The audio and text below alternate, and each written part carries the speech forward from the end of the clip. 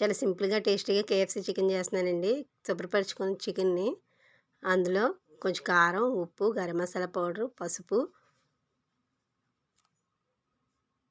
కొంచెం ధనియాల, జీలకర్ర పౌడర్ వేసుకొని బాగా మిక్స్ చేసుకొని 2 గంటల పాటు ఫ్రిడ్జ్‌లో పెట్టుకోవాలి. లేదంటే బయటైనా ఉంచుకోవచ్చు.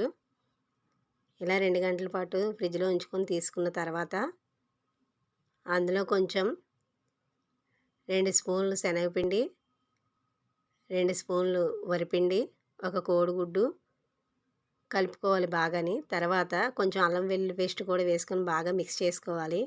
ఇలా మిక్స్ చేసుకొని బ్రెడ్ క్రమ్స్ ఉంటాయి కదండీ! బ్రెడ్ క్రమ్స్ అవి దొరుకుతాయండి మార్కెట్‌లో. లేదంటే 2 బ్రెడ్ ముక్కల్ని మిక్సీ వేసుకొని ఇలాగ డిప్ చేసుకోవాలి. తర్వాత వేడిగా కాగుతున్న నూనెలో ఇవి వేసుకోవాలి. సిమ్‌లో వేయించుకోవాలి. ఎంతో టేస్టీకరమైన కేఎఫ్‌సీ చికెన్ రెడీ. ఈ వీడియో నచ్చినట్టయితే లైక్ చేయండి, షేర్ చేయండి, సబ్స్క్రైబ్ చేయండి. Thanks for watching.